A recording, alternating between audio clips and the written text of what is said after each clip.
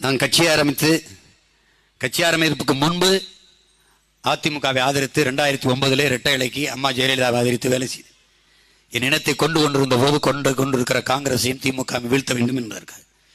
அதற்கு பிறகு 2011 நான் உங்கள் கூட்டணியை ஆதரித்து வேலை செய்தேன்.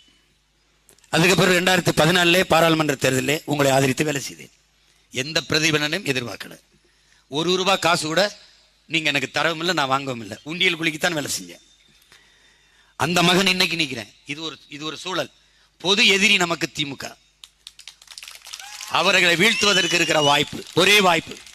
அதே மாதிரி ஐயா விஜயகாந்த் அவர்கள் அம்மா ஜெயலலிதா அவர்களோடு கூட்டணி வைக்கும் போது நான் அவருடைய 45 தொகுதியில் நின்றார்கள். அவர்கள் 45 தொகுதியிலும் அவர்களை ஆதரித்து நான் வேலை செஞ்சேன். ஐயா விஜயகாந்த் அவர்களுக்கும் நான் வேலை செஞ்சேன். அவருடைய தொகுதியில் போய் நான் வேலை செஞ்சேன். கடைசி அரை மணி நேரம் தான் இருந்தது, முடிய போகுது. அந்த 10 மணி நேரம் வேகமா ஓடி போய் அந்த கடைசி அரை மணி நேரம் நான் பேசி இறங்கினேன். அவருக்காக கடைசி அந்த கூட்டத்தை அன்னைக்கு அங்க முடிச்சோம். அவளை வேலை செஞ்சேன். அவர் மேல நாங்க நிறைய நன்மதிப்பு கொண்டிருக்கிறோம். குறிப்பா தம்பி விஜய் பிரபாகரன் தோற்றுக்க கூடாது, அது எனக்கு மனச்சுமை வலி. அவங்க வெல்ல வைத்திருக்கலாம்.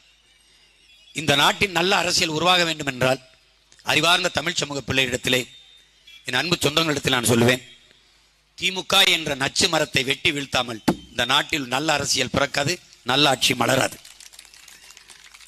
அதற்கு எளிய பிள்ளைகள் எங்களை நீங்கள் ஆதரித்து எங்களுக்கு துணையாக இந்த தேர்தலில் நில்லுங்கள். 26 என்ன நடக்குது என்பதை அப்புறம் பார்க்கலாம். ஒரு தடவை ஒரே ஒரு தடவை எங்களுக்கு துணை. நான் நின்றுக்கேன், உங்களுக்கு நின்றுக்கேன், நீங்க யாரும் மறுக்க முடியாது. நின்றுக்கேன். இந்த ஒரு தேர்தல் ஒரு இடைத்தேர்தல் தான். நீங்க நிக்கல. அதனால உங்கள் ஆதரவை எளிய மக்கள் எங்களுக்கு, என் அன்பு தங்கை அபிநயா புண்ணியவளவனுக்கு தந்து நீங்கள் வெற்றி பெற செய்ய வேண்டும் என்று அன்போடு வேண்டுகிறேன். அதிகாரம் மிக வலிமையானது. அந்த அதிகாரம் எம் மக்களுக்கானது. வாக்களியுங்கள் மைக் சின்னத்தில்.